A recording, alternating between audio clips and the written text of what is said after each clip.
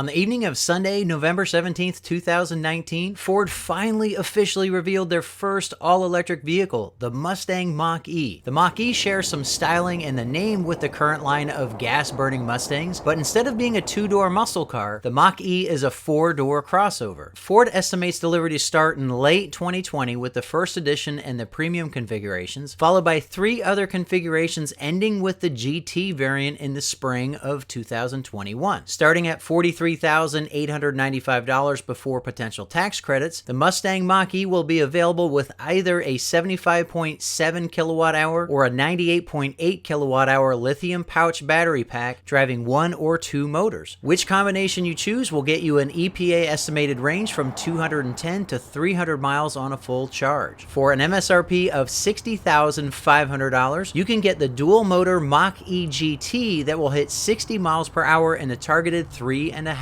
seconds. The GT comes with a premium interior, though you will have to forego the glass roof available on the premium California Route 1 and First editions. All configurations will come with Ford's Copilot 360 and Copilot 360 Assist 2.0 with the hardware necessary to allow hands-free driving with a future software update. YouTube is flooded with videos detailing all of the other truly compelling features and specs of the Mach-E that make it a vehicle I would be happy to own. However, nobody is talking about what it's going to be like to buy a Mach-E. Like Tesla, like Audi, like Porsche before them, Ford also opened up a reservation system where individuals interested in buying the Mach-E can put down cash in exchange for a place in line. These reservation systems have been historically presented as the only way to guarantee you can purchase one of these vehicles upon release. But as history has taught us, these end up being marketing ploys meant to give the impression of scarcity, when in reality, supply has quickly outstripped demand for every new EV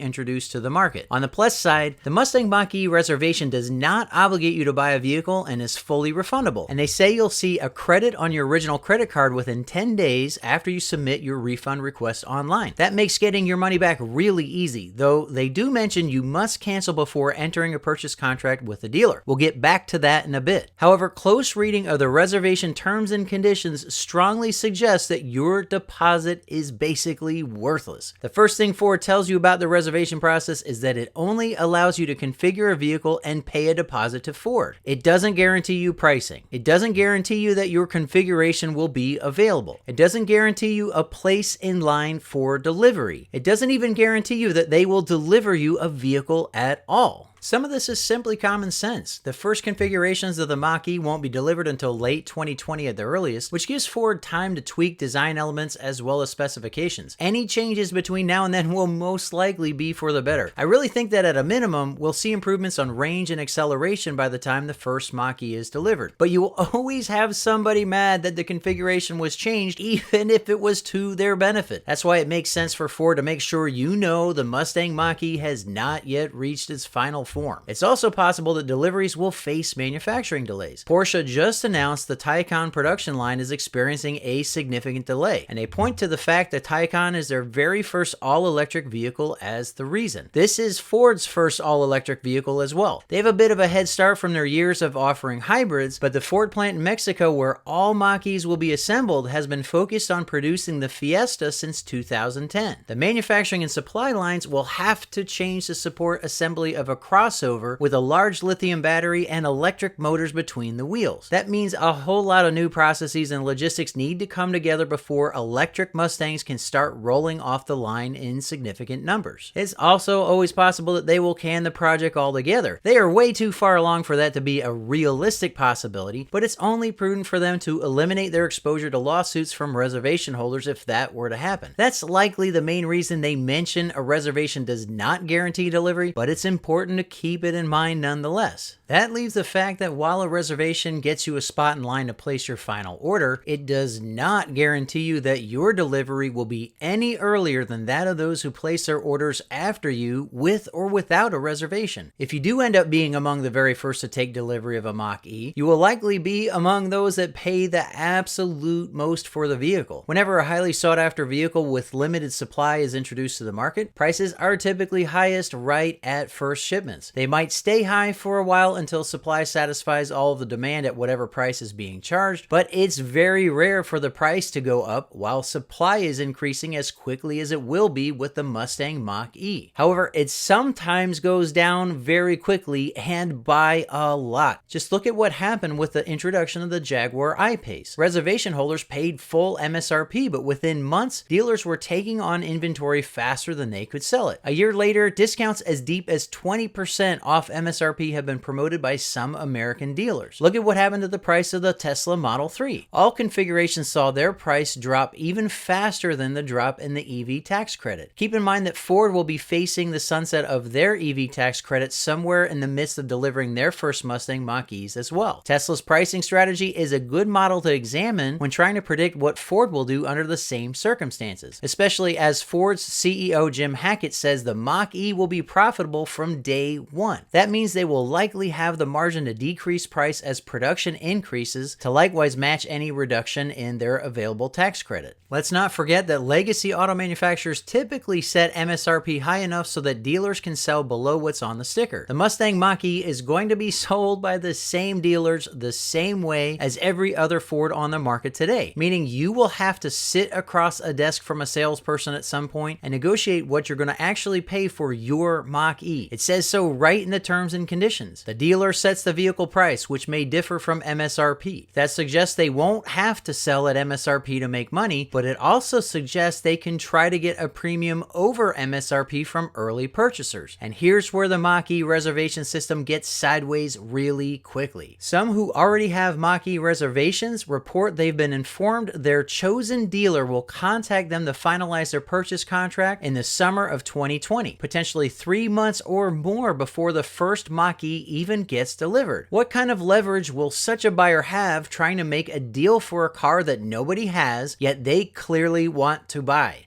None. Will dealers attempt to charge a premium over MSRP to reservation holders like they often do for newly released vehicles in short supply? I don't know, but there's nothing in the reservation terms and conditions that prevents them from doing so. The dealer sets the vehicle price, not Ford, not the buyer. Your reservation is linked to that dealer. If you don't take their deal, you get your $500 back, but you can't just roll in the next dealership and try to make a better deal. The dealer sets the vehicle price, and the reservation terms and conditions make that price a take it or leave it deal. I would never walk into a negotiation under those terms, even if I were willing to walk away, simply because they probably won't care. Initially, as with Ford's release of the latest Raptor or gas-burning Mustang GT, for every person with a reservation up for order, there will be at least one other person who just has to be among the first to have an all-electric Mustang no matter what they have to pay. You don't agree to pay the premium, the dealer doesn't have to sell you the vehicle. Because your reservation is linked to one dealer and one dealer alone, you won't be able to shop around for a better price. That is, until the initial craziness is over and dealers start getting Mach-E's in inventory. It will happen. Ford is depending on this being a high volume vehicle, so they'll be making them faster than customers place orders, maybe even from the start. Plus, once you enter that contract with your dealer, you no longer get your deposit back. And the way the process looks right now, dealers will probably be getting reservation holders locked into purchase contracts months before they get their cars. Don't forget that between now and the scheduled release of the Mach-E GT, there will be at least 10 more all-electric sedans and crossovers on the market and ready to buy in the US.